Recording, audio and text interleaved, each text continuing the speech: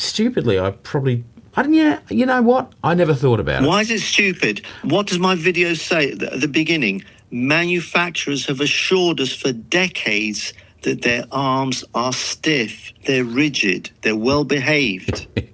So you've taken it on board. You believe a manufacturer because that's who you're giving your money to. Yeah, I guess. I believe you're going to give me something that goes around in a circle. Oh, it does. Look at it. It does.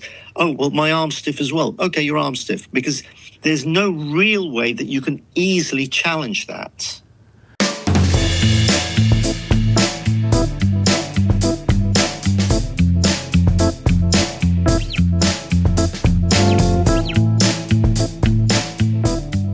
And we are back. Not an Audiophile, the podcast, episode 40. We made it. Season 2.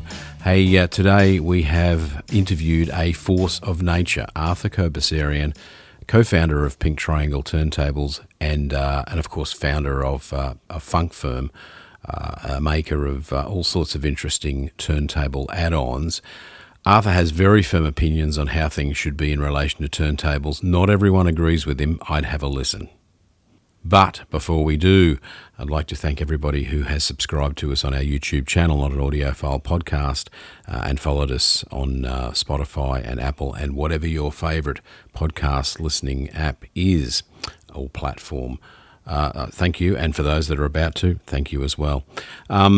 The upcoming episodes, you might be wondering, surely there was more interviews from the Melbourne HiFi show. There absolutely was. We're just editing them at the moment. So StereoNet Melbourne 2025 HiFi show interviews coming up in the following episodes, every 2 weeks, as you know.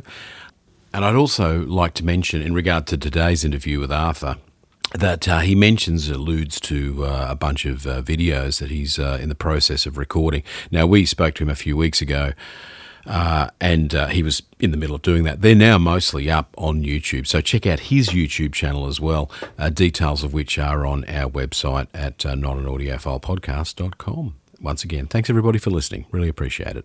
For the discerning audio enthusiast, performance and precision matter. That's why March Audio employs purified technology to engineer award-winning loudspeakers and amplifiers. They deliver sound that truly transcends expectations, all available at an entirely modest cost. Go now to marchaudio.com and check out more of Alan March's engineering feats, including a sale price on the 501 amplifier. March Audio, for the discerning audio enthusiast. Well, everyone calls it Khoubesserian. Well, that's what I was going to say, Khoubesserian, but it depends on how you work the KH or something. But anyhow, Khoubesserian, if you want to be Armenian, but I mean, nobody does that, especially in England. I mean, they don't understand that. That's the guttural side of it. So it's just Khoubesserian. Easy. Well, we are here today with Arthur Khoubesserian from Funk Firm these days, and thank you, Arthur, for chatting to Not an Audiophile. You're most welcome. Thank you so much. Looking forward to this. It's taken a bit of backwards and forwards, but here we are. And even at the last hurrah, there was an issue, but at my end, we have it sorted.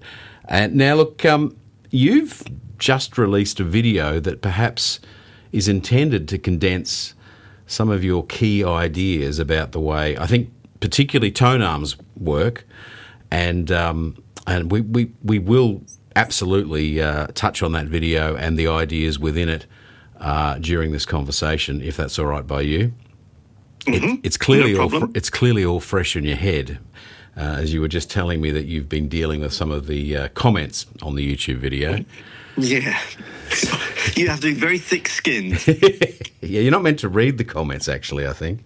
Aren't you? Oh, sorry, is that where I got it wrong? Yeah. If you put stuff up on YouTube, you're meant to just leave it alone and let it soak in.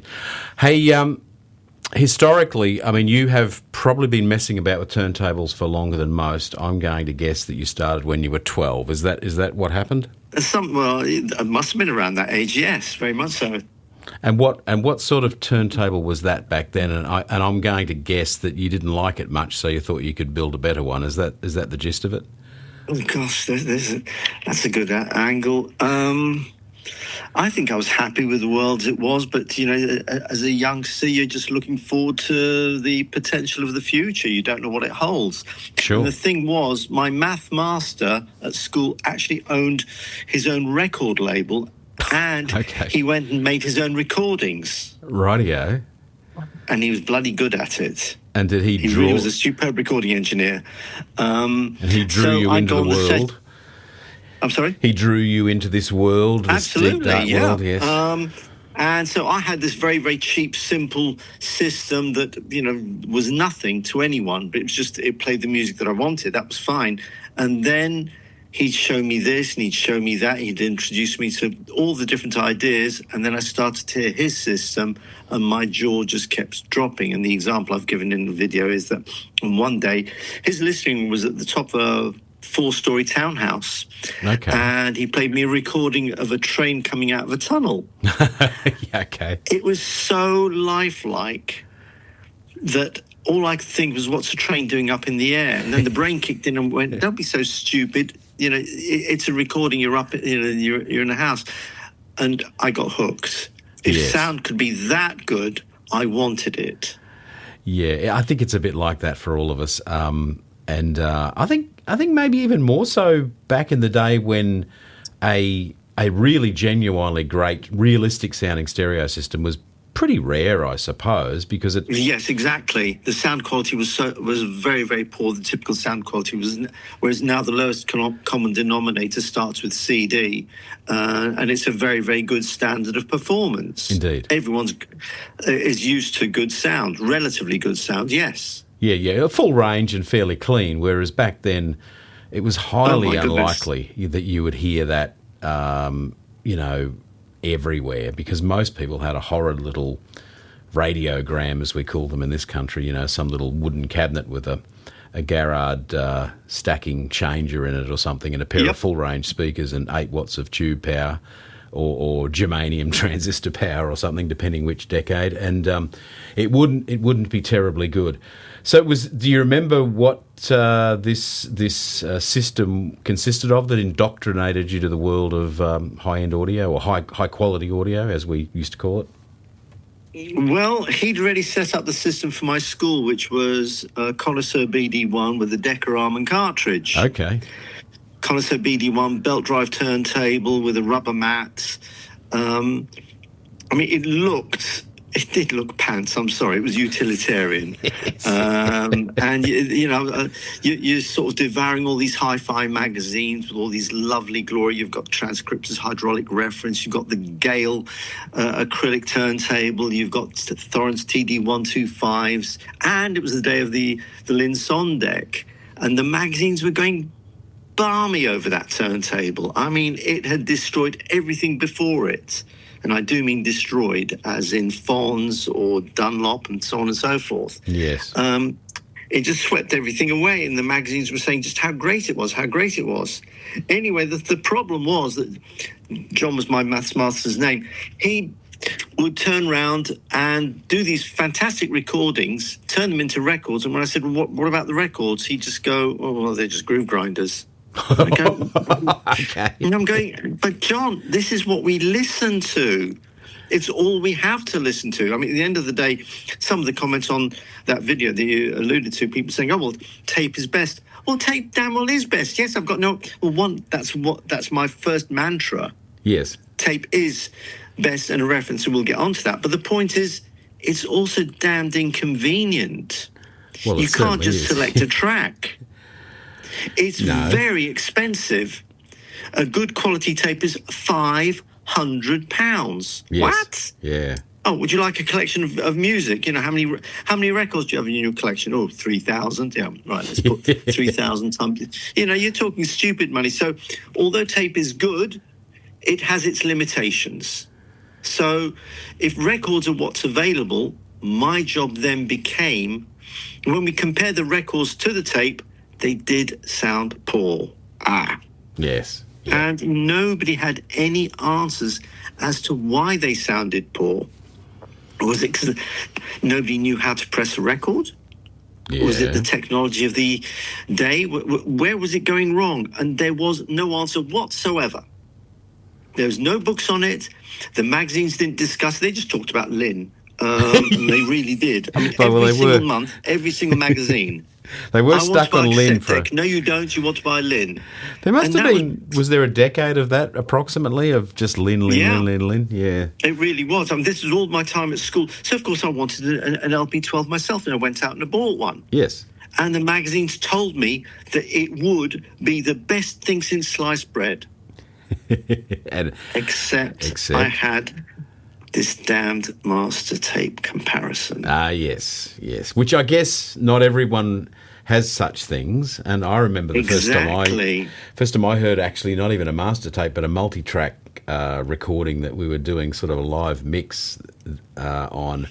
That was the most mind-expanding moment of my early sort of... I mean, I was already well into audio, but to hear a 24-track tape, 2-inch tape, it blows your mind back in those days. I mean, doesn't it? Oh, yeah. And I wanted that sound. Yeah, well, we all did, yes. Absolutely. I had a transcriptor's hydraulic reference, had a PL12D, and I had also now bought this LP12 that had been set up to the nth degree of perfection by one of Linn's appointed dealers. Mm-hmm. So it was perfection personified. Except. And then we also had John's BD1 with his wretched Decker arm, this thing in homemade plywood and what have you. Which I'm going to guess sounded surprisingly good, though, right? You guessed right. It did. It beat the lot of them. It's a scary machine, the connoisseur. Yeah, it's all that with a 10-inch platter. It's or was this? Oh, you know it well. Well done. Well, I think there's one in the room almost. I think, but yeah. And you can imagine how disappointed that was, how deflated I was, and John's deck beat all the others. Okay, but it still sounded lousy against the tape, and that's my problem. Yeah. So and it was either a case of grow up and become a farmer or grow up and tackle this problem. And I decided to tackle the problem. Which I guess within the next, 5, 6, 7 years leads to your own turntable? Is that approximately? Or I'd have been 14. I think the Pink Triangle started in 79, which brought me out at... It was about 28, I suppose. Yeah. Whenever, it doesn't really matter. So some years, yeah. But you obviously experimented and developed ideas. I believe you were working with someone... I started with the suspension. Okay, the suspension. All right, yeah. Turntables had to be isolated because of all the junk that's going around in the world. Fine, okay. And then I met my first partner, Neil. And... he was a music lover, first and foremost, and I was the physicist. Okay. So we had this sort of odd blend where I liked music, but he loved music, whereas I was interested in the mechanics of it, and he wasn't. That's a good match, really, isn't it? It wasn't too bad. And one night we were talking, I was banging on about how unhappy I was with the state of the things I was reading in the press. And he just turned around to me as is the way he would do, and he said, well, if you think you can do better, why don't you? Yeah, rightio. And like an idiot, I walked straight into it. I went, okay, I will. Yes. And then you suddenly realise what you've just said. Oh, yeah. And you haven't got the first clue what the hell you're going to do, because you've just set yourself the bar that you're going to beat every turntable that's on the market. And you've got no starting point. Well, no, but that's a good thing, though, isn't it? You have a clean sheet of paper, and you can address. Did you start studying what you felt were the weaknesses of the other designs? Was that sort of... Well, exactly. You go into your own mind. Yes. You go into your own head and you start thinking, right, all the turntables of the day, they all used a felt mat, they used an AC motor, they did this, they did that, they did the other, and they all sounded rubbish. I can't copy them because I'll just be doing the same thing all over again. Indeed. Where's it going wrong? Well, and then the penny dropped. Where does the music come from? Apart from the record, it comes from the stylus. Okay. Yeah. So what's going wrong at the stylus? Energy. What energy? energy that's reflecting from the bottom of the record. Okay. And that was it. So the felt mat and the rubber mats, but the felt mat, because that was the one everyone talked about, and that's one I'd owned, obviously, with the LP12. That's clearly not working. So I came up with the acrylic platter. And does this... My first patent. Okay. And is that, from the point of view that you're suggesting that the record is vibrating vertically up and down, effectively, pumping the stylus up and down in that way, is that kind of what you're alluding to, or what? I mean, well, clearly... the analogy I now give is it's basically a road worker with a jackhammer pumping energy into the road. That's kind of what I meant. Yes, yeah. Yeah, it spreads out like sonar. Yes. And as long as the record is thick, I mean, if it was a 2-inch record, the energy would just keep travelling. But record isn't 2 inches; it's only 2 millimeters thick. Mm-hmm. And the energy hasn't had time to dissipate, so it reflects off the bottom. Yeah. And the stylus doesn't know and doesn't care. If it sees vibration, it'll read it. So you're modulating the energy it's picking up from the groove, and you've added to it the reflection, and that adds to the signal before it's even got to the cartridge. So the point of your well, you made it. You painted an acrylic platter. You're saying, but yes. But you've mentioned your mat a few times, and we've actually got one here at the moment. Assuming they come out in orange at some point. Oh wow! There's one here on a customer's turntable, and I mean it's an interesting material. I don't know how old that mat is, but do you largely? We'll get to the acromat in a minute, because the acromat is not the platter. Well, no, you did say platter, but for some reason earlier you mentioned mat, and I had mat in my head. But you mentioned felt. That's right, felt and rubber. Which my question really is: so felt and rubber kind of allows the record to move up and down. Is that the gist of it? Which you're not. Well, no, it's like sonar. It doesn't matter whether it moves up and down. Yeah. You don't want the energy to bounce back. The stylus wants to just read the signal and stop at that point. Yes. So, it's with sonar, you send a pulse out, it hits a rock and it bounces back, and the detector picks up the reflection. Yes. Well, the stylus is both the transmitter and the receiver at the same time. And so you've got to stop the receiver from receiving any energy. Yeah. So, and acrylic was 6% difference to that of record, whereas felt, glass, rubber, and all the rest of it are between 500 and 5,000% different. Well, indeed, yeah, okay. And for until we had it built, and we had no money. Yeah. Neil was on the dole, whatever, and I was sitting here scratching my head trying to design a turntable, and he kept saying, "Is it going to work? Is it going to work?" And I'm going, "I don't know. The theory tells me it will, but I really don't know." So we built this turntable. And we're these two sheepish young lads. We don't know anyone. We don't know anything. Yeah. So there was this shop round the corner called HiFi Connections, and we sort of shuffled in there one Saturday afternoon, and we said, "We're us. You don't know us from Adam. We've just designed this turntable, and we really need a reference turntable to compare it to. Can we borrow your deck for the weekend?" How'd that go? Are you familiar with Edgar Kramer? Well, you should be. He's Australia's most renowned hi-fi reviewer. And his website, soundstageaustralia.com, is, well, quite amazing. Incredibly detailed, well-written reviews on all sorts of interesting hi-fi components, interviews with industry luminaries, factory tours, and, of course, news. Don't forget, Soundstage Australia is part of Soundstage Global Network. So when you're finished with this podcast, go to soundstageaustralia.com and check it out. And they went, yes. Oh wow! Okay.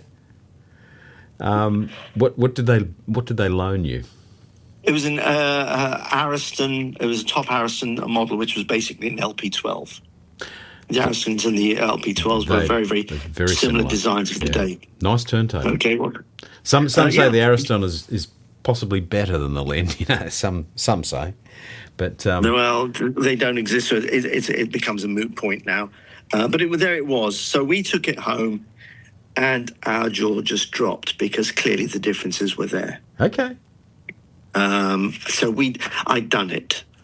Step one, And then we had to start trying to market it. And our first show was at the Swiss Cottage in the January. The business began December the 17th, 79. Okay. And the show was like 6 weeks later or something like that. Yeah. And Neil was very good at PR. He was studying how the Nazis had actually succeeded in getting a whole nation to follow them. And he'd realized it was all to do with PR. I guess so. Yeah, I mean, Neil's one of the most intelligent people I've ever come across. Okay. He was well cute on things like that. So he started to apply some pretty left field advertising techniques in the magazines. We took out quarter-page ads. Has anyone seen the pink triangle? Has anyone heard the pink triangle?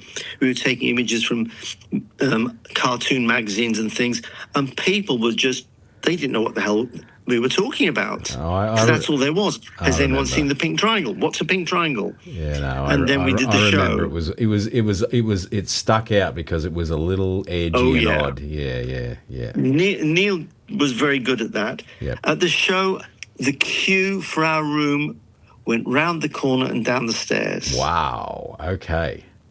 So you'd created some noise. And it just continued from there. We became a cult thing as the years went by. Unfortunately, we had zero business acumen. We had zero money. We had all the negatives going against us. And we had, of course, the competition who didn't like us. No, I guess not. They weren't happy with us. Did you speak to Ivor in those days? Did he visit you to have a listen? Was there a? You must be joking. No way. He didn't deign to come and down listen. In the south, but no. Ivor would never recognise us. Even he wouldn't recognise anyone. He was the best. This was the thing. So, and we were too insecure in ourselves anyway. Mm-hmm. I do know that at one show at Bristol, how the hell did he get in? After hours, we found out that Ivor had come to our room. Okay. And had passed slightly less than flattering comments about the design of the deck, calling it over-engineered and stuff. Well, look, it's what I would have expected. It's no big deal. But in the meantime, I was busy analysing the design of the LP12 or suspended turntables in general. Yes. Because the original motor on the pink triangle was at the back of the deck, not even on the left-hand side. It was like at 12 o'clock. Yeah, okay. And I was looking to improve the performance of the turntable even from day one, and realised the motor was in the wrong position. Yeah. And once it was in the wrong position for me, it was also in the wrong position for the LP12, the Thorens TD150, the 160, and the 166, because they were all in the top left-hand position. So, and with the amount of angst we were receiving from the competition, I took it on myself to bring out a modification kit. There was so much noise going on around, upgrade this, upgrade that, and upgrade the other. I thought, I'll do it properly. I brought out the pink link, and that caused all manner of grief. It's I do, yes, yes. You say you didn't have a lot of business acumen, but then at the same time you took on, a force that was Linn in the turntable business, and obviously had a fair bit of success as far as actually selling a decent amount of turntables, though, right? Yes. But it was genuinely difficult. It really was. Every day was a trial. There was very little joy in it. You'd get these moments of total excitement, but you'd then have these long periods of despair, and it was despair. We were also in the middle of the Falklands War. We'd gone to the bank to borrow money. Again, here's an example. Yeah. We needed money. the government had a small guarantee loan scheme, which would allow you to borrow whatever it was, 150,000, 200,000 pounds. Yeah. We only asked for 15,000. Oh, you made the classic error. You needed to, exactly. We needed to ask for more. undercapitalised, underfunded, Yeah. and we said we're going to need to spend £10 on this, so we'll borrow £10. Yeah. Not thinking that anything could ever go wrong. Well, the Falklands came along, and the money never arrived. Yeah. Okay. For 3 months. The money was gone before the money had hit the bank. Just paying the rent, so to speak, yeah. Exactly. So we got no money. We were still underfunded. We were still struggling. As I said, there was just a lot of despair in those days. And we lived off thin air constantly. Yep. We really did not, it was a ridiculous situation. We built a factory of 17 people, trying to do everything in-house. We did it all wrong. If somebody said, Arthur, if you want to make money, what would you do? I'd say I'd write a book on how not to run a business. Well, I'd be a millionaire overnight because I've made so many mistakes. Well, actually, you joke about that, but that's actually, I guess the thing with being in business for a lifetime is that you pretty much know every single thing that you can do wrong that is a mistake. The thing is, no one's interested. They want to make those mistakes for themselves. Absolutely, you got that right. Now, what's interesting is in the UK, if you've made a mistake, they punish you. In America, they praise you. There's a bit of that, isn't there, with the their sort of the way they just this business isn't working, let's shut it down and try something else within like a year or 3. Whereas I think it's in the UK and I think here as well, we battle on for a decade or 2 and see if we can make it work. So, well, there is very much that. But with the Americans, if you failed, they say, well, right, if you failed once and you want to earn some money, you're not going to make the same mistake again. No, well, you've learned. Well, that's kind of true, isn't it? I mean, well, at least it's absolutely true. Why do you think I'm succeeding with funk at the moment? Yeah, I'm bringing to bear all the mistakes that I made at Pink. I'm ducking and diving like crazy, and I'm having a whale of a time. Well, let's move forward, indeed, to funk. So Pink went on for a good few years. The acrylic platter failed because, I won't mention his name, but a good friend of mine, another turntable manufacturer, very well loved, very well liked, sadly no longer with us, copied the acrylic platter. Yeah. And I rang him up and I said, just give me, I didn't know how to handle a patent. I said, just give me anything. Yeah. Just recognise that you ripped me off. Just at least admit it. I'll see you in court. I was destroyed with that comment. And at that point, is that right? I let the patent go. So you were offered 0, not even an honourable mention? No. Ah. Well, that's... And he was a very liked person. I was stunned with that one. Okay, so that was the end of the platter. This is important because you were going to discuss the mats. It was on the back of that the mat then begins. Okay. So Pink went for various reasons. Well, I left Pink in 98 for personal reasons. Neil, in the meantime, had cancer. Okay, not and great. My parents and what have you. Well, it was not a good time at all. No. There was Neil in hospital having cancer treatment on the one hand, and the factory got burgled. Oh God! Yeah, right. My parents, my mother had died, and 30 days later, my father died. Oh crikey! Bloody hell, Arthur! Oh Jeez. Yeah, this is life really laying on with a trowel. Yes. I even knew who'd burgled us as kids. Oh God! And I went to the police station and I said, I know who's broken into us. I'm sorry, the crime desk is closed till Monday. Yeah, right. Yeah. So what did they take, tools or something? Or I mean, they didn't steal turntables. Well, they did. They took 2 pairs of loudspeakers. We got the SVM loudspeakers. Oh yeah. Which were, and I can't remember, but they did leave most of the stuff behind. They could only take so much. Well, yeah. But it's gone fine. Anyway, on their push bikes. That was it. Yeah. So we moved on. But I'd left the industry and I was never, ever, ever coming back again. In the meantime, we'd handed the business over to two people who were working for us. And they made a complete mess of it, and they closed the business in 2003. So Pink went. Yeah, okay. Neil wasn't very well. I was left on my own. And a good friend of mine said, Arthur, you'll be back. I said, no, never, never, never. You will. You're that sort of person. I mean, after that, it would be no surprise if you did go sideways into a different industry, I guess, but because you clearly put your heart and soul into all of that. I can't even remember what the process was, but basically I came up with the acromats. Yeah, okay. So that was the first thing in the funk era is the mat. Yeah, okay. Because if I'm going to get back into the industry, what is my unique selling point? Well, got to have one. Exactly. And so I thought, let's better the 6% difference of the acrylic. Yeah, okay. Let's go all the way. Yeah, all right.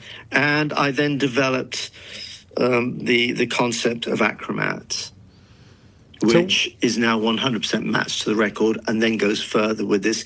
If you got the mat there, you feel the edge of it. It's rough. Yeah, well, I did, because I wondered what the material was. I'm sort of interested in materials, and I don't quite know what it is, and you're probably not going to tell me. But it's very light, it's very stiff, or is it? It matches the record. It really does. This is it. It's an extension of the record. Yes. But the thing is, it's like when they developed the Concorde, they used various design techniques to make the airflow feel like it's going slower, to give the aircraft an edge so it could go faster. Wow. Same thing. With the material is designed to fool the pressure waves to think they're going through a thicker material than they really are. And that's done by the bubbles. As the pressure wave goes through, it flexes on the walls of those millions of bubbles, losing the energy as heat. Okay, that makes sense. And that's, I guess it's, the bubbles are the key then. So that material, you actually get that made? That's not an off-the-shelf material? Okay, rightio. So, and what was crazy was that, let's go back to the acrylic. Sure. HiFi Choice had done measurements. All right. When the Pink first came out, they were busy measuring everything under the sun they could. Motor speed, stability, reflections and damping off records and of arm tube resonances and stuff like that. Okay. And they measured the rubber and felt mats and our acrylic platter. Yeah, okay. And we destroyed felt and rubber. And you'd have thought if the industry was interested in moving forward in terms of performance, if we had a reference like tape with which to compare our achievements, they'd go, oh, we need to improve our standards. But no, felt and rubber have remained to this day, which makes no sense at all. Why? Well, why do they exist? Well, because felt and rubber, of course, are virtually 100% perfect in a production sense. They cost pennies, there are no rejects, and they look good every single time. A material like acromat is a nightmare. It scratches so easily, sell something new, the reject rate is phenomenal. It's about 40% reject rate. Yeah, okay. The slightest tick on it, and you can't really send it out. No, and that's kind of, I mean, that's the secret of manufacturing, isn't it? Is that people don't talk about much, but we're talking about it here now. Is that some things that are industry standards are really not used because they're the best solution. They're just the easy solution, and they're the durable. Well, not only easy, they present well, you know.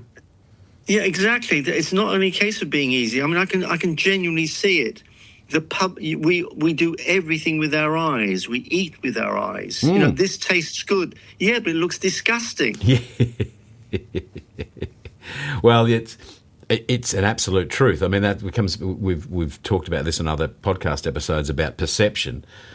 if it looks good, it must be good, right? And I think it's that goes a long way. Yes, ugly-looking hi-fi doesn't.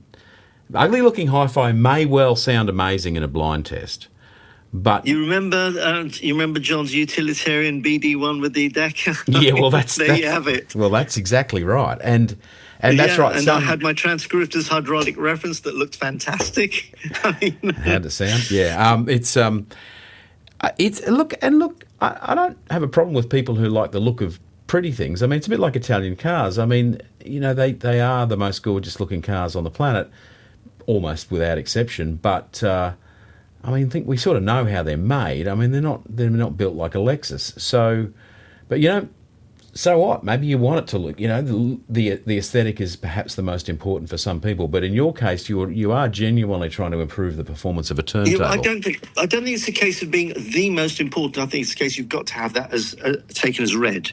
Yeah, you've got to have a presentable product. It does have to be presentable. There are limits beyond which you will notably fail. Yeah. You can't possibly think you're going to sell that. That's not going to. That just won't fly. And there are change it. Yeah, but it's not so much that it's beautiful. It's just got to be interesting aesthetically. I think. I mean, a Land Rover Defender's probably not beautiful, but it's functional looking, and people. Yeah, it looks like it might do the job. Hey, so the mat works on any kind of platter material. Is that? Of course. Yep. Yeah. Okay. Yep. So that's a better solution then, if that works better than making a platter out of acrylic, because that sounds like a pain. Now you're getting there, you see. So suddenly somebody up there decided to shine a light on me and say, I'm going to give you a second chance. Okay. Don't screw it up this time. Yeah, all right. And I've been suffering ever since.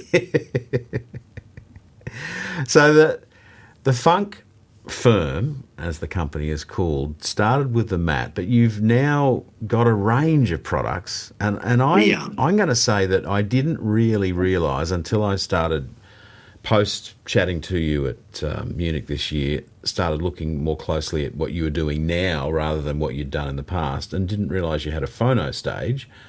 And we don't want to talk about that just yet, but you have got the tone arms, you have turntables, you have the phono stage, you have various head shell tweaking things, which you could perhaps tell us about. But what's the bit that's missing, I guess, is the cartridge. But is there a reason for that? You like to leave that to the specialists, or what's the? Most people have cartridges built for them.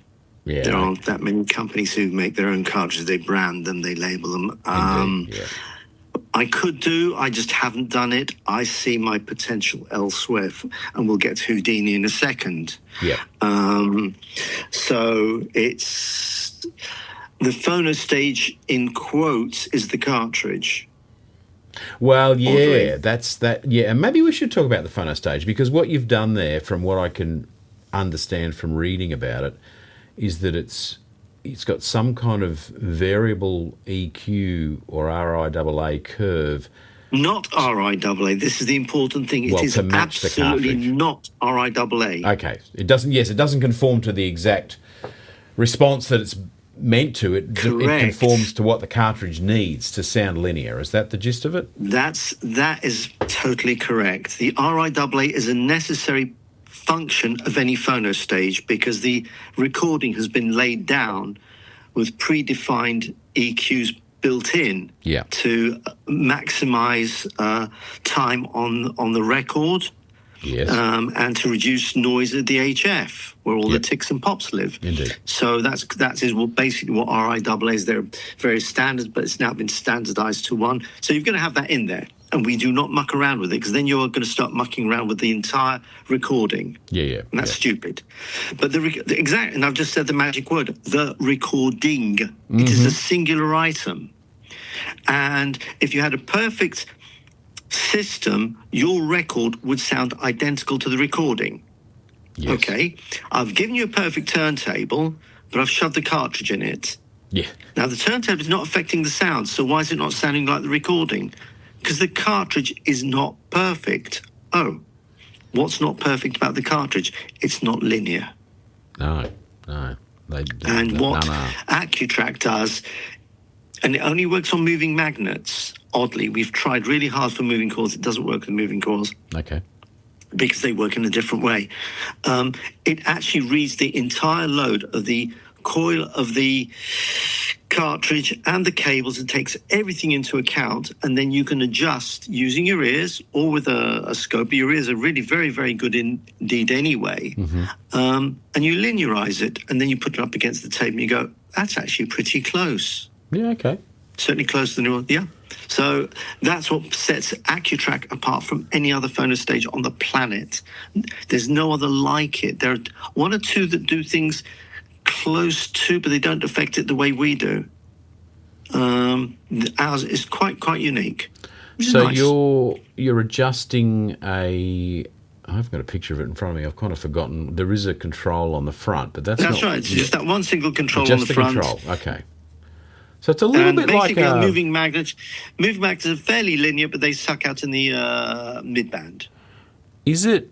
You tend. It's not like a quad tilt control. A little bit. I mean, a little bit, right? Not okay. Not at all. All right. Well, quad tilt control again. It's fixed. This isn't fixed. This is reading the load and adjusting with what it's actually reading. Oh, so okay, and this is what I was trying to eke out. So the effect the knob has varies with the cartridge. It's not just a tone control. The phono stage is understanding what the cartridge is doing and changing the parameters of that control to suit each cartridge. Exactly. So you can use a Decca, or you can use a Grader, or you can use an Audio Technica, or you can use an Autophone, and so on. They all operate in the same way. They've all got this characteristic, and it will balance it all out. And the thing with moving chords is they tend to have, they're very, very flat, and then they suddenly go peaky. Yeah, okay. And so moving chords have got a brilliance to the sound a lot of the times. They can sound quite impressive, but you can't compensate for that. No. All right.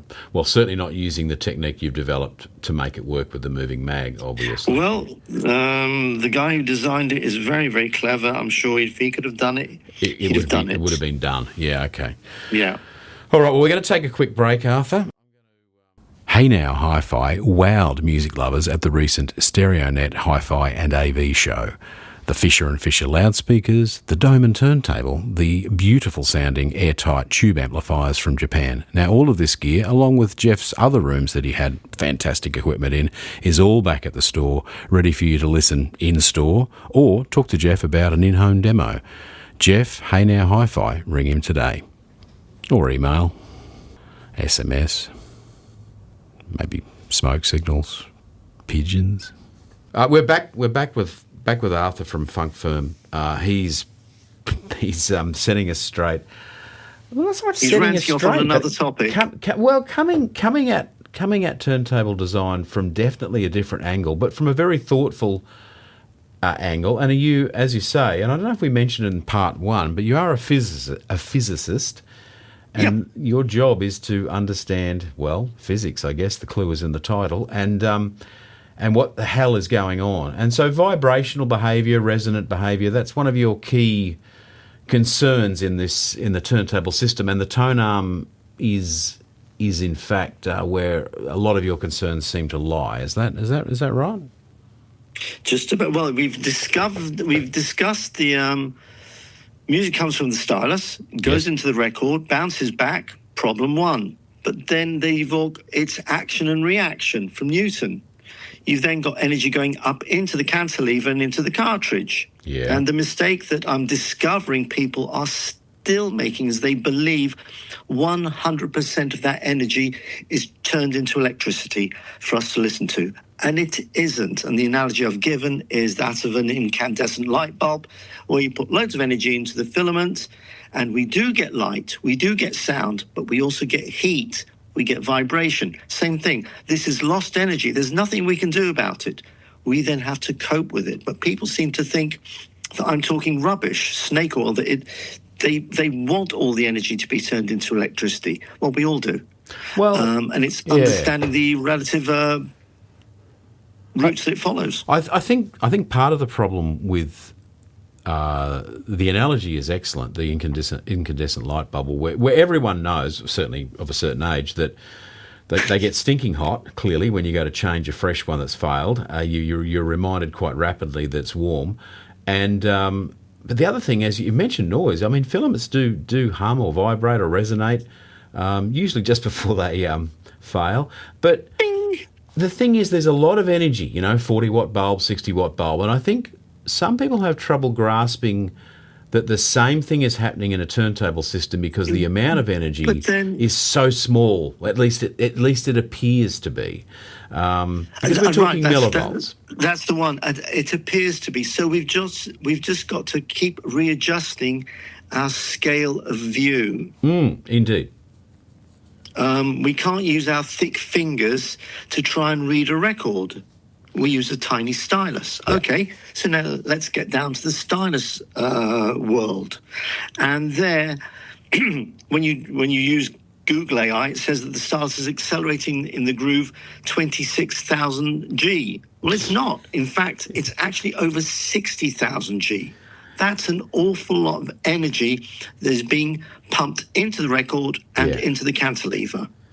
And that it's not tracing it; it's literally bashing it. That number's thrown around, but I think, I guess my simple understanding of that is that the stylus is moving very fast, and yet weighs nothing. Is that the gist of how you calculate such a high G situation? Exactly. Yeah.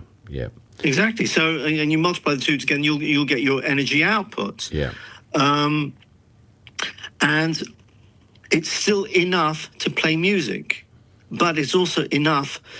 People think because there's a rubber bung that is the compliance of the cartridge, that then isolates the stylus from the outside world. Well, we mentioned that I got this video, which only got uploaded yesterday. I've been reading the comments, and people are misunderstanding the principles that are at play. Yeah. I tried to go through it as logically and as steadily as I could. It all starts with the measurements. For example, people say, it doesn't happen. All the energy goes into music. No problem with that at all. I've got no argument. Then how do they explain that arm tubes vibrate when they're measured by in HiFi choice? Yeah, of course. Also, how is it that when you're playing a record and you change the arm, the sound changes? And you change the arm back, the sound changes back to what the other arm sounded like. Clearly, the action of the stylus is influencing the arm. Well, Simple. Absolutely. But the other thing, that the simplest analogy immediately occurs to me is that you can hear, just putting your ear up to the cartridge as it's playing, with the amplifier turned off, right? It's not the cartridge you're listening to, it's actually the arm tube. We call it needle talk. Well, I don't know what I'm listening to, ringing. But that's what I was going to ask you. It's just because it's the arm tube ringing. Is that what it is, that noise? I mean, we know it's the music, right? We can, and maybe absolutely. Some people listening perhaps aren't. I mean, this is much more obvious back in the days of ceramic cartridges and what have you, and maybe really crappy arms. I don't know. It was quite loud, right? But certainly, even a magnetic cartridge, you can hear it singing. No, moving coil. Well, so Audio Technica's 760's got a compliance of 40 CU, whereas a Koetsu, wait for it, 5 CU. Okay. It's massively stiff. That will pump so much energy into the arm beam, and if that arm beam goes off, it's going to affect the cartridge. So that's just, you're saying that's what you're hearing when you're hearing your amplifiers turn off and you can hear your record playing. You're hearing arm tube ringing. That's Yep. Okay. All right. Well, I've learnt something. I've never really thought about what it was, to be honest, and I didn't really. I guess stupidly, I didn't. Yeah. You know what? I never thought about it. Why is it stupid? What does my video say at the beginning? Manufacturers have assured us for decades that their arms are stiff, they're rigid, they're well behaved. So you've taken it on board. You believe a manufacturer because that's who you're giving your money to. Yeah, I guess. I believe you're going to give me something that goes around in a circle. Oh, it does. Look at it. It does. Oh, well, my arm's stiff as well. Okay, your arm's stiff. Because there's no real way that you can easily challenge that. It takes me to come along and start rocking the boat. And then, of course, I'm getting the flack, which I'm finding... I'm loving it. The naysayers, they're great fun. Go for it, you know.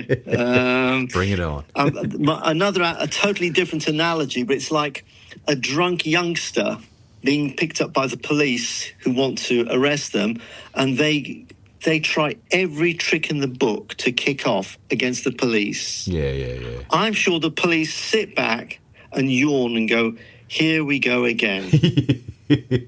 Because you think you're the first person ever to do this. Yes. You're the 20th one this weekend. Because this is our job. We've been doing it. The same thing with me. I've spent years thinking about it. Yeah. I want the best for myself. The only thing is I'm trying to take that and offering it to other people. But ultimately, it's a very selfish act. You can't give me the best sound. He can't give me the best sound. He can't. Fine, I'll make it myself. I then put my standards up against the others and go, I'm happy with the results I achieve. Would you like to be offered it as well? Or I could keep it to myself. I don't care. It's self-indulgent, I suppose, by some measure. Of course. And to make it less self-indulgent, you should sell some, I guess. Well, I mean, what do chefs do? They enjoy the food that they create. Yeah, absolutely. That's right. Yeah, and they enjoy experimenting with stuff. An artist does it for themselves. Yeah. And other people appreciate it. Everything we do is selfish. There's nothing wrong with that at all. Yeah. In fact, because we are the greatest critic. Yeah. And therefore, we've done the best job that we can. Yeah. No, absolutely. So it's funny that people are so disingenuous to appreciate that. Oh,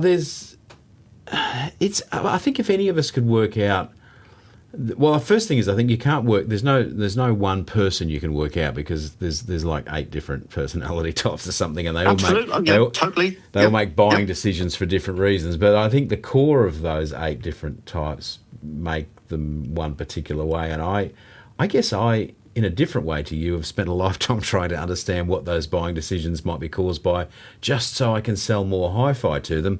But it is hard to work out, and I guess the best brands in the world have largely worked it out. I guess I'm thinking of outside of hi-fi, such as maybe Apple or something as an example, Samsung these days, I guess. But it's not necessarily the best product, though, right? With the best performance. So there's other products you've got that I want to talk to you about. But just to go sideways for a second, what is there a product out there? Forgetting hi-fi for a second, that you feel is largely what you're trying to do and has broken through and succeeded, like in another industry, maybe?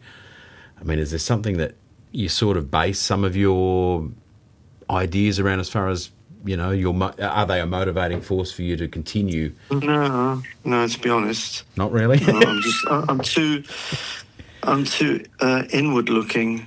Okay. You use Formula One in your paper on the bubble. Is it the isolation bubble? Yep. You do mention Formula One quite a bit. You seem to have a little bit of a love for that kind of performance-orientated engineering that's measured. It's the achievement, it's the attainment of the results. Yeah. Because the hi-fi industry has, for 40 years, been distorted through a corporate need for profits. Yeah. And in the previous video to the arm tube video, I cite the example, and it's fantastic because somebody's done it for me. There is a video on YouTube of a Tech Dash Zero, which is 350 kilos of 500,000 pounds worth of turntable, and they put it up against an ARX, which you can pick up on eBay for 200 quid. Yeah. And according to every HiFi metric that is foisted on us, the Zero should absolutely destroy it. At the end of the day, Formula One certainly beats a Model T Ford. Today's OLED TVs beat the old CRTs and so on and so forth. Yes. And yet, what's fantastic about this video is that it's a blind test that is open to the audiophiles. It's got no dealers, it's got no manufacturers in it, it's got no reviewers involved in it. Okay. They're downloadable files that you can actually evaluate for yourself between sound A and sound B. Okay. And then you give your result, and then you're told the identity. Yeah, right. And in a 60-40 finding, the AR beat the Zero.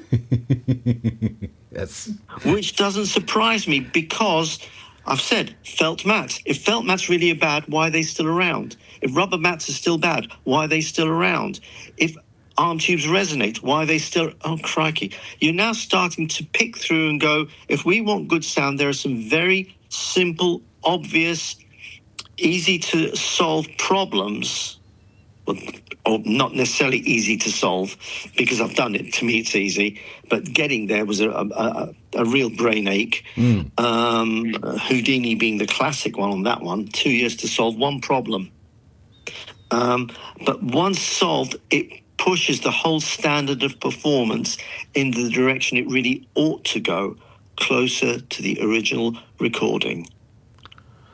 Absolutely, that's the goal. And I think Formula One only does it through science. Well, I think the Formula One analogy for me works where the team that wins they win because of engineering and performance and driver skill. They don't win because of marketing. I think that's absolutely exactly. Yeah. It's a results-based system. Yes, yeah, and I guess that's the disappointing thing, perhaps for you, is that HiFi exists in a marketing world. We're trying to move a product. We're not trying to win a race. It's not about the best sound, because... And I don't even mind moving the product. It's the way it's couched. It's the way it's sold. Yeah. Everything is better. I mean, read the reviews of certain brands and their models every year. This new model is better than last year's model, is better than last year's model. Fine. And what's different about it? It's got the same felt mat, it's got the same arm, it's got the same feet, but something's changed, and therefore it's been transformed. Well, has it? That trope is done. There's no doubt about it that is becoming, well, at least for you and I, more you than I perhaps, but I mean it gets ridiculous after decades, doesn't it? And it's, well, this is it. Thank you. Exactly. After decades. Yes. Yeah. I mean, when are we actually going to stop? Now, if I didn't appear, this formula would keep on going, and you'd still be asked, well, buy this year's latest model. And the sound changes, but you've got no idea if it's changed for better or for worse. It's different. You take it home, you go, oh, my goodness, I can hear this, that, and the other, forgetting that you can't hear the other stuff. Yeah. Well, that's it's become... Yeah. I mean, and that's one of my pet things, and it's partly why the podcast is called Not an Audiophile. I mean,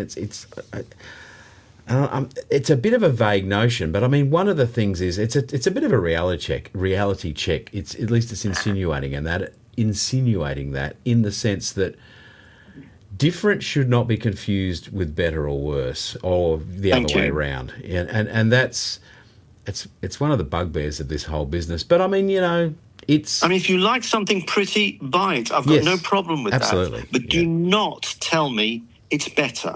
No, that would be what I would say. So we're on the same page, 100% there. It's kind of annoying. My favourite turntable of all time is the Bang & Olufsen 4000 Mark 1. Oh, I know someone will be very pleased to hear that. I'm sorry, it's not the greatest sounding deck. No, and one of my models has been converted to take a Decca cartridge. Yeah, okay. But I admire it in so many ways. The engineering expertise that brought everything to bear in one hit when it was launched. And the styling. I love the styling. But I accept the fact that it's not the best sounding deck. No. So, my brain can separate the two. I love it. I would never lose my 4000. And I still sort of hanker after yet another transcriptor's reference. It's the things that we do. It's the collective mentality. Yeah, there's a bit But of when that, you say, Arthur, what is the best sound? I say, well, in quotes, the connoisseur BD1 Decker. I don't care what it looks like. There's the sound. Yeah. I mean, I've now introduced my innovations and things, and I hope that people like them. If they don't, that's up to them. I can drag them to that pond, but if they don't want to drink, they don't have to. No. I'm not forcing them. And, it's fun finding the people who don't like what I say. And you sit there and you wonder, what is going through your head to say these things? It really is quite fascinating. In some ways, I find it amusing that they are willing to spend so much time arguing about these relatively... I mean, these are important improvements or differences, but can you just, go and listen to some music and calm down? It sort of seems... Well, yeah, I mean, there's this guy, he's got Formula 4, and he's adamant it's got no resonances, but he loves it, he loves his music. I said, well, you've hit the nail on the head. Never mind what I say, go and listen to your records, because that's what this is actually all about. Enjoy your music. That's right. The last thing I want is to change your mind and make you unhappy. That would be the ultimate failure from me. Yeah, good point. Yeah, that's right. And but nonetheless, that's the slightly unfortunate thing about the whole audiophile thing is the fact that a lot of them would prefer to argue on the internet than go and listen to some music on no doubt a pretty decent stereo system. So let's touch on, as a bit of a roundup of your current range, the headshell business, as I call it. You've got a couple of things going on there. What's that all about? Right. So I've got an arm that's very, very rigid. I've got the mats. The feet are universal, but you do need an isolated deck. That's just a simple formula. That's okay. But fine. Change your arm, change your mat. I can't change the arm. It's fixed on my turntable. Mm-hmm. And, of course, the usual advice is change the deck. Well, either I don't have the money or for whatever reason, I don't want to change the deck. Okay. And there are some very good 70s turntables with fixed arms on them.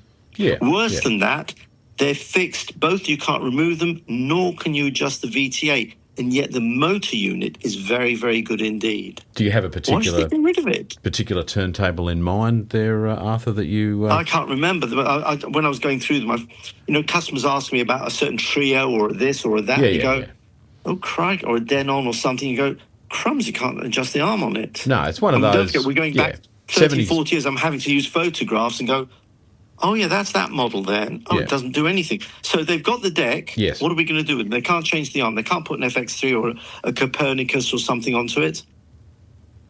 So I developed Houdini.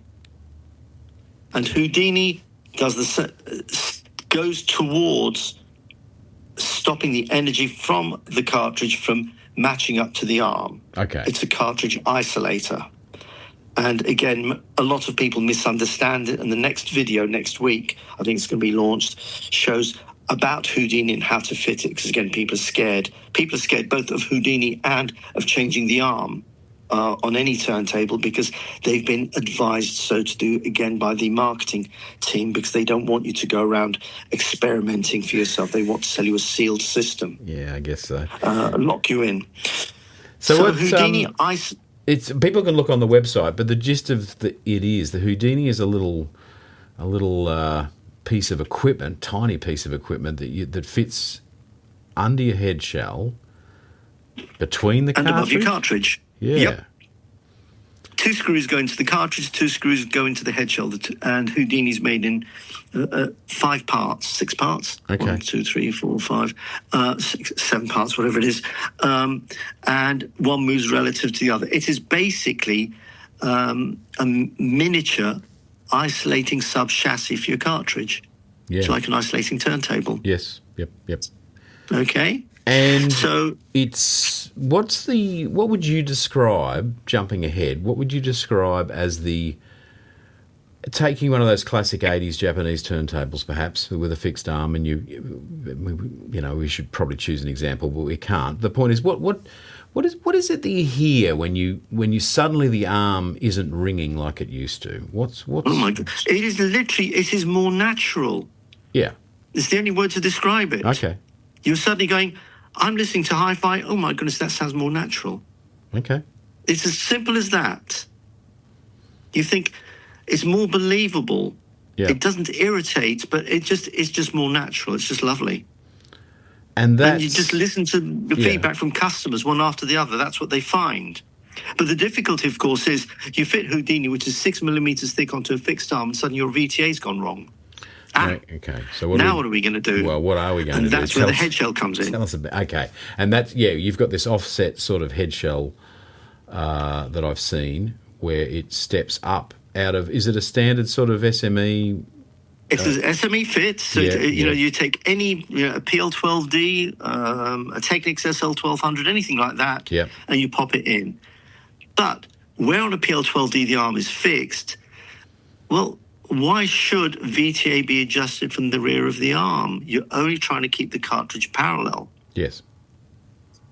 So adjust it at the head shell. Yeah. Cobra not only has got this bent bit to accept the 6 millimeters, it's got an adjustment that allows the height to go up and down. So if you're using a particularly deep or a particularly shallow cartridge or a different mat, you can adjust for it. If only Riga's had SME head shell fitments, because, I mean, people do go on about the fact that you can't adjust the VTA on them. So that sounds like when you describe it like that, these two products sound like the most obvious thing in the world to make, and yet you are the only manufacturer of such items that I am aware of. Is that right? Correct. It's weird, isn't it? It's called I'm a sad git. There's a technical description. Yes, yeah. The HiFi Shop is the home of quality hi-fi. Experience the best of everything from affordable turntables to not so affordable high-end loudspeakers. Let Alex curate a complete system for you, or have him using his technical background assist with your next upgrade. Visit in person or check the website hifishop.com.au for easy information on all of your favourite brands. Go straight to the top, speak to Alex at HiFi Shop. But it is. You want to adjust the VTA. I mean, you have got the trap that you've got to have a removable head shell, but you then simply put one on that goes up at an angle, straight up past the. People will have a look at the website, which I think is just Funkfirm. Is it funkfirm.co.uk? That is right. Yes. And it's so kind of obvious, my memory is that it's not a particularly expensive piece of equipment, is it? I don't think. It's 120 quid for the head shell and £300 for the Houdini. Yeah. I've got a lovely example of the Houdini. So I send it to a distributor in Europe, thinking this is ideal for this guy. Yeah. He'll like it. He'll sell it. And I waited 2 or 3 or 4 weeks, whatever it was. And I contacted him. I said, so I've not heard back from you. Have you played with it? Oh, I handed it to my top salesman. Oh, God. Okay. Oh, yeah. What's he got? He's got a Goldman. He's got a £7,000 cartridge and some ridiculous arm. Okay. So in other words, I mean, now Goldman's would go from about 16 grand to 125 grand or something like that. Yeah. So I took it at worst case. So his front end will have cost him about £40,000. Oh, yeah. And okay, he'd have honed it to the best of his ability. He could not squeeze one more iota of information out of it or enjoyment out of it. In theory. So he comes back and I said, what do you think of it? He thinks it's too expensive. Oh!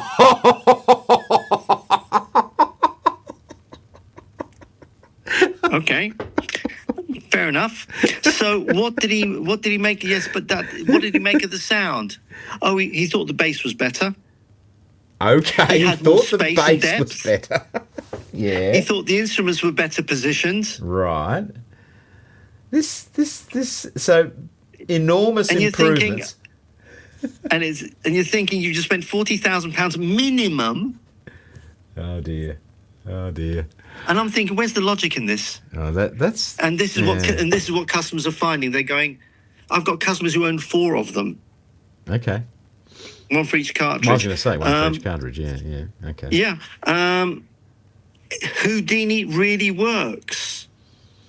And in the grand scheme of things, I mean, it took me 2 years to solve just one problem on Houdini. And that's why I've got a patent on it.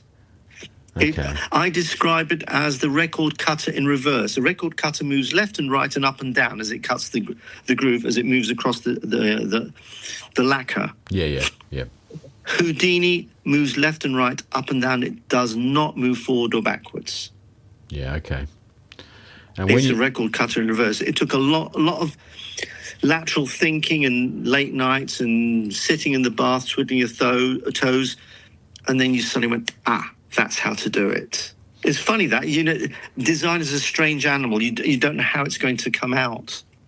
No. A eureka moment, basically. It's, very much so.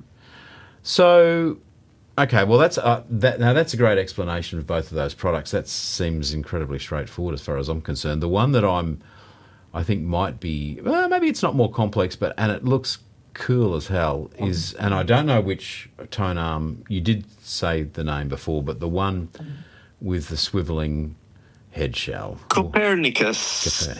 That is one of the coolest things I saw at Munich this year. Thank you. It just is, right? Now, I guess it wasn't brand new at Munich this year. You may have had it for some years. There was a prior variant called the AK1 in 2017. Yeah, okay. And then it went into the biscuit barrel of forget about it, while the rest of the world catches up with yourself and you start getting on. Well, the main focus was isolation bubble. That's the whole concept of this. Best sound comes from protecting the cartridge from the junk that's getting into it. And I can't do both expensive arms and turntables and isolation bubble and everything else. There's only so much time I have in my life, of course, and every day and so on and so forth. Copernicus looks like an incredibly complex bit of design. It is a bit of fun and games to build, actually. Of course, it's not impossible, but it's not. It doesn't fall off the shelf. No, it doesn't. Does.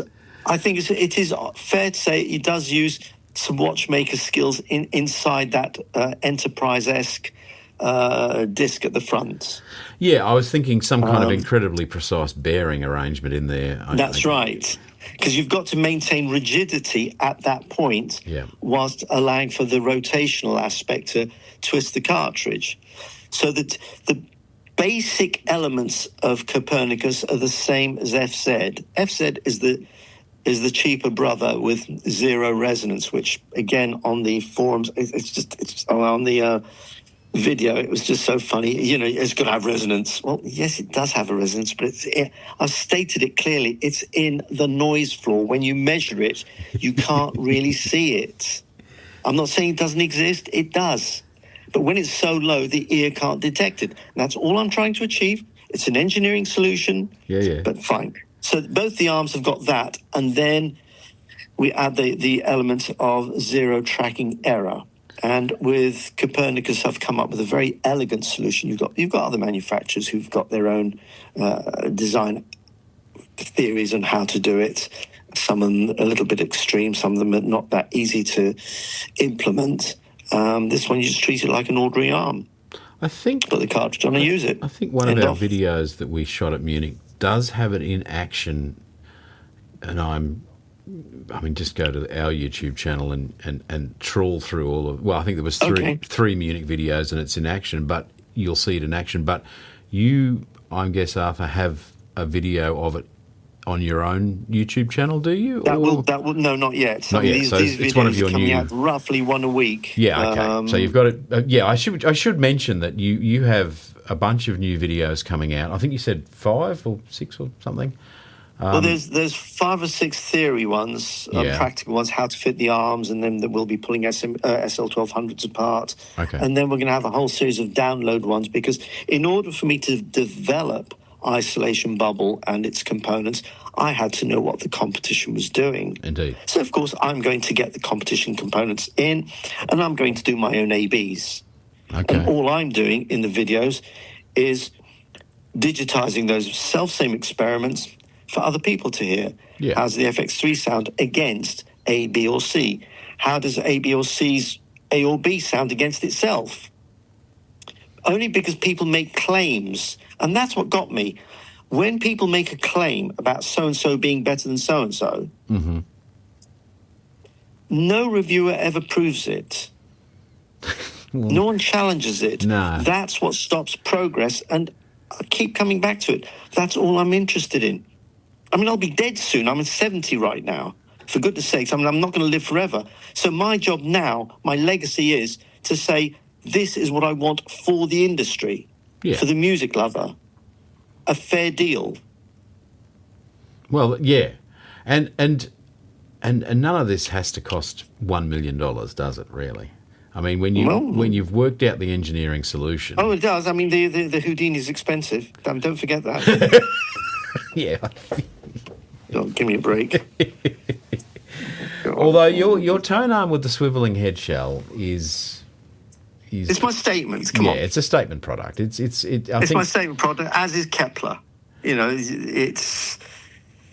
they're going to be made to order when they eventually get released out and what have you. It's a bit of fun for me, but it's not my focus. It was at 30 or 40K or something like that. I think 60K. 60K for the whole system. Yeah.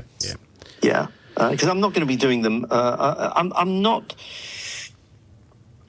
How many people are going to enjoy that? Just the people who are just well oiled. And no, my interest is in the average man in the streets. Yeah. That really is where well, clearly, you can see it. It's not just me fluffing it. You can see it from the products. Yeah. No, affordable mats, affordable feet, affordable Houdini, affordable head shell.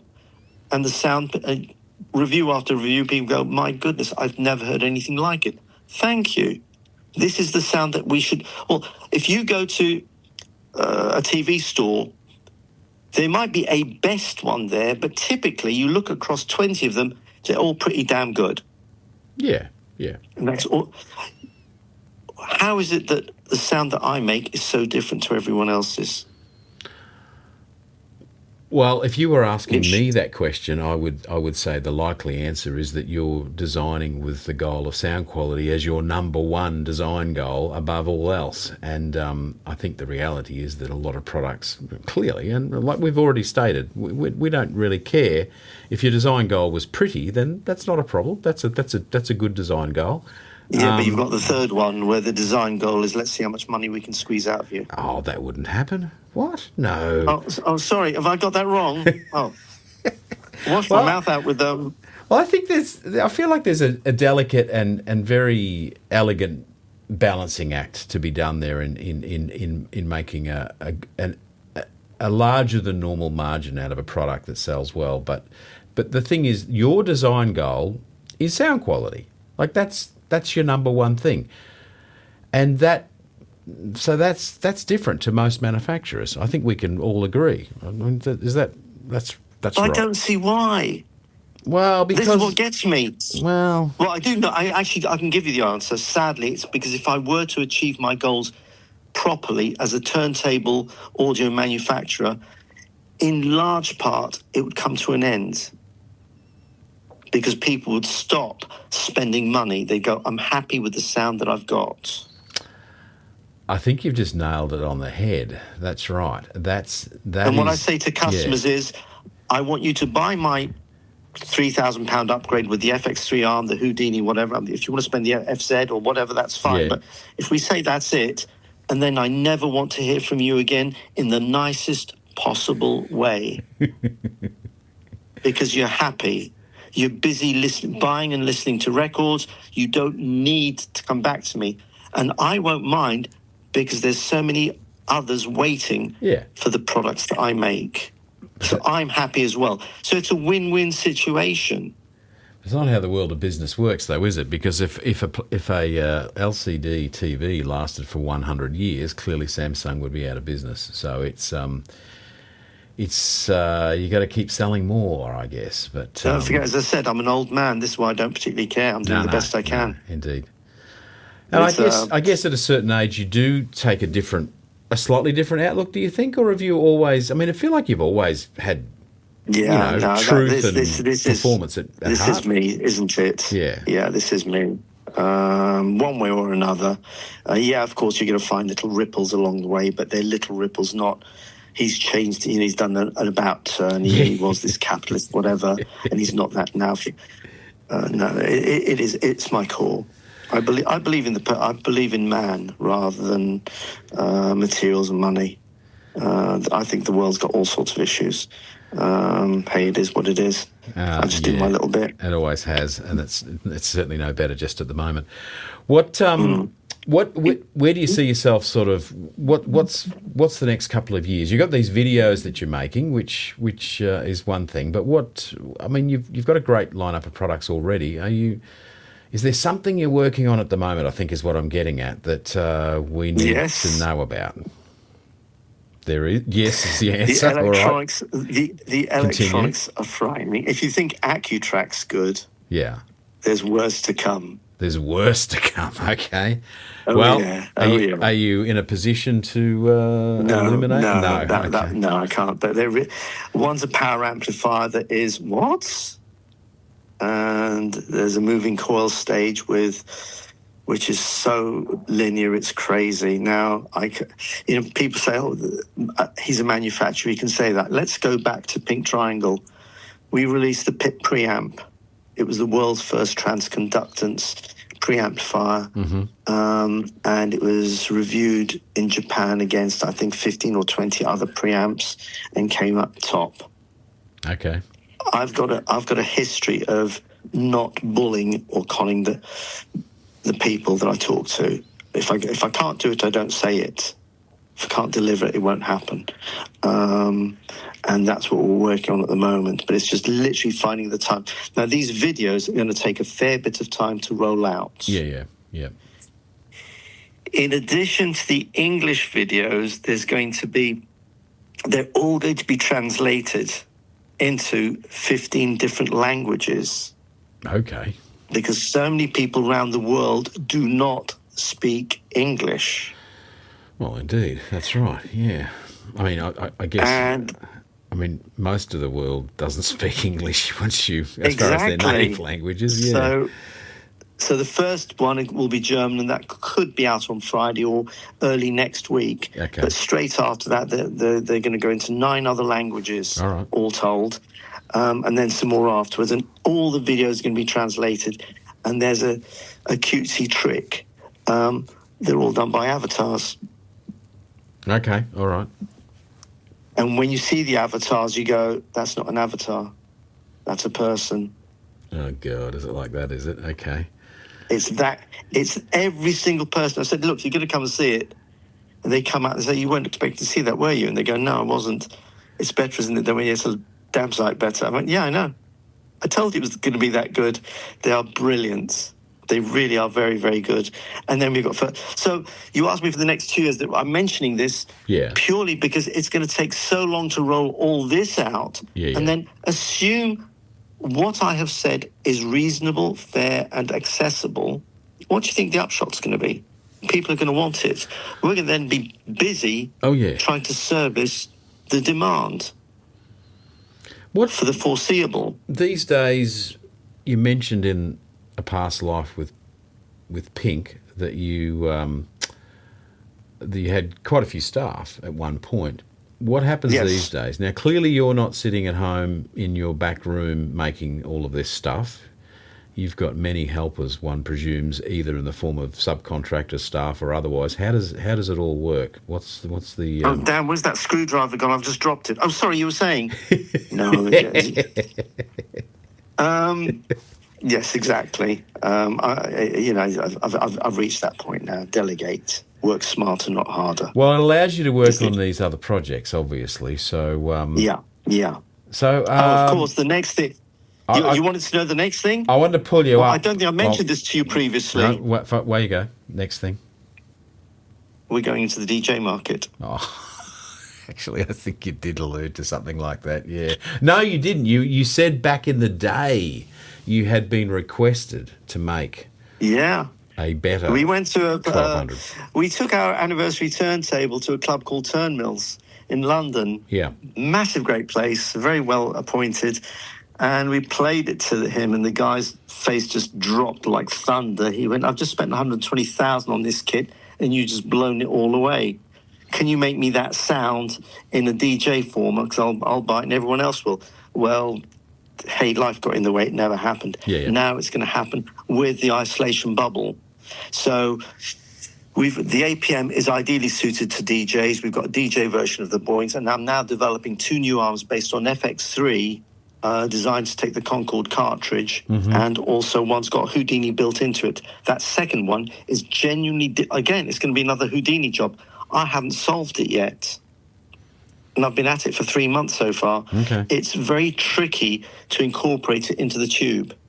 I was going to say, because you want to use the Audiophile Concorde, and you want to fit the. It's the most popular cartridge. Yes, and you want to fit the Houdini effectively into the connector on the end of the tube, effectively. That sort of thing, yes, because you can't. There's nowhere else to put it. Yeah. And so suddenly you're changing all the. I actually have got 2 Houdini designs, so it's the second design, but that's still proving to be quite tricky. Okay. But I will let me bring the first arm out, and that'll be out in 2-3 weeks' time. The prototype, and it's being trialled by a couple of DJs and what have you. Okay. And let's see how the word spreads. But although the analog side of DJs has crashed.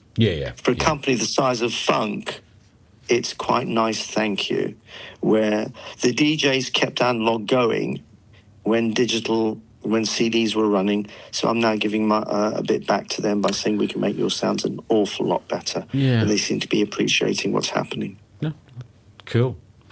To say the least. That's amazing. Actually, and I did want to just probe you a little further on the, you did say power amp. Now that's kind of out of your wheelhouse, I guess. But when you see the technology, you go, "Oh, I see why they can't possibly let that go." Yeah. Okay. All right. Well. We look forward to that. Hey.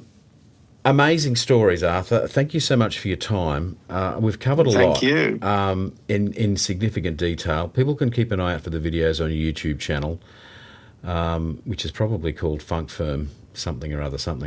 What is the YouTube channel? Is it? I just typed in, as I said to you, I just typed in Funk Firm arm and it came up. Yeah, that's right. It did come up immediately. Yes, debugging tone arm. Resonance. That's right. Yes.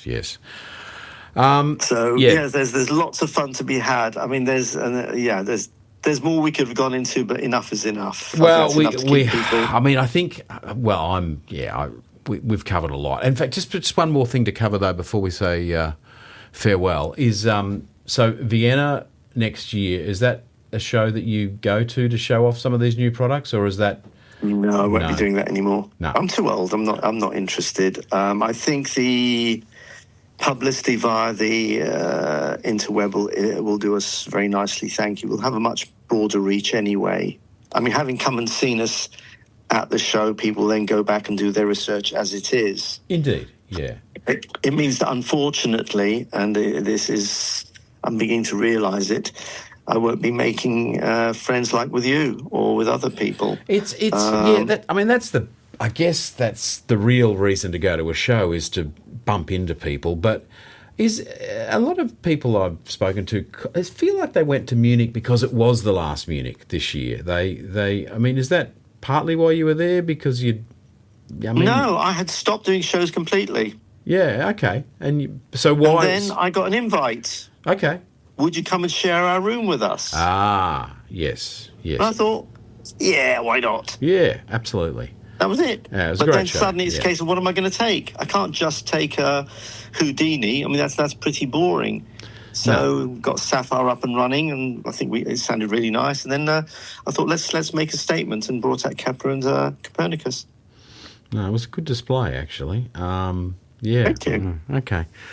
All right. Well, sorry to hear you're not going to be at Vienna, but Bristol, perhaps. Is Nope. that? Sorry, no. Nope. No shows at all. Not doing any shows at all. We're just doing videos. Well, at the moment, in all seriousness, don't you think I've got enough on my plate? Oh, you have got, I would say, way too much on your plate. Yeah, I think it's going to explode and we will not cope. This is a fact. Yeah. But it is what it is. I can't control it. So it seems pointless doing a show. If others within the business want to do the show, go for it. Knock yourselves out, guys. Hey, wheel me in my wheelchair, but not at the moment. What? How do you buy Funk Firm? Do you sell direct from your website? Yes. Do you? Yeah. Yes. Do you have any distribution around the world, or do you just tend to sell pieces direct these days? I think the distributors will start to come on again, but the market became very fragmented and difficult because of the big boys trying to get it into the dealerships. Yeah. Where people say, I've already got such and such a brand, such and such a range, or so many brands, I don't need another one. There is that, yeah.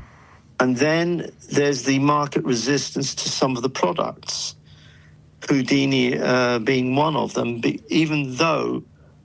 Now, let me see, how many cartridges are out there on the planet? Might be probably a few. Yes. The dealers aren't interested because it stops them from selling the sealed box again. Yeah. See, I guess that's a thing, isn't it? I mean, that's... Yeah. They don't want to do the work. Yeah, They're not interested. Yeah. If we've got to lift a screwdriver, we don't know which end of the screwdriver to hold. We're not interested. There is a... I don't know whether it was something I read from your website or someone else's, but I think it might have been yours, is that you were sort of alluding to the fact, and you are just now, that dealers aren't really who they were 30 years ago, and that, us old geezers always say things were better back in the day, but back in the day, dealers fitted cartridges and tone arms with a high degree of care and skill, and it was part of what a specialist hi-fi store did. I don't think there's too many stores that fit a tone arm anymore. And correct. The number of dealers I've said, why aren't you selling our arm? Yeah. Customers don't want them. Well, sell the damn thing to them. No, they won't do it. They don't want to sell or fit it. No, exactly. It's all sold over the internet. Yeah. Buy a box. Yeah. And I had a dealer ring me up about 8 years ago, very well-known group of dealers. Hi, Arthur, we haven't spoken for ages. I've got this query, this issue. Oh, no, you can't tell me to do that because I've got no staff here who understand analogue. They're all digital. That was it. Oh, dear. If I wanted an answer, I had to make it happen myself. I couldn't rely on the dealer at all. Yeah, all right. Yeah. Well, then direct is the answer for you then. Yeah. Exactly. Yeah. And so we give all the support.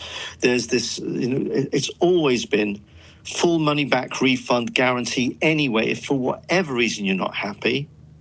That gives people confidence. Yep. A distributor said you can't do that. That shows weakness. And I'm going, how does that work? It shows that I'm confident that I don't want to give you the money back, that my product will satisfy you, but I'm happy to if you're not happy. Yeah. And so the whole mental process was in the wrong direction. Yeah, there's some pretty successful business. There's some successful brands doing that quite well. I mean, the reality is that if the product works, you'll have a small, I guess, do you get like 1% back or something? I don't know. Would it be a tiny percentage? Not even that. Yeah. Well, then why wouldn't you offer it? In the first years, we'd get, I think, about maybe 1 or 2 acromats back a year. Mm-hmm. In the last 2 years, we've not had one back. No. I don't know why. Don't ask me. It just is. One guy couldn't get on with a Houdini. He got a mismatch somewhere, which is fine. Again, fine. There's a guy on the Views who said that the FX3 sounds flat and dull. Well, one thing it doesn't do is sound flat and dull. I'm thinking, well, if it sounded flat and dull, I'd know about it because I tend to keep an eye out for all of these things. So to me, you're a troll. It's really weird. because we're so small and the market's so big, I'm quite happy wearing my heart on my sleeve. It doesn't bother me. Yeah. You only need so much, and there's a big, exactly. there's a big So I try ocean and of keep customers. Yeah, that's right. I treat the game as clean as I can. Yeah. So, well, thank you again. I hope we end up with happy customers. Oh, well, That's what I want. you've had happy customers for decades, so I don't think it'll be a problem. But from the sounds of what you've got going on at the moment and what I've seen, it's you're going to be busy manufacturing more than developing. So good luck with that. Hey, Arthur, I want to thank you dearly for coming on the show and telling us probably more than we bargained for about everything that you do. and I've got no idea how much I've put my foot in it, but I don't care. You said nothing. It was all good. So thank you again. Have a great day. Thank you, over Andrew. I there. appreciate it. I've enjoyed it. Yeah, well, I've certainly enjoyed it. It's been quite the ride, and I'm pretty sure the listeners will have enjoyed it as well. So thanks again, Arthur, from back in the day, Pink Triangle, and of course these days, Funk Firm. So thank you, Arthur. Talk to you soon. Thanks. All the best. Bye-bye. Okay, bye.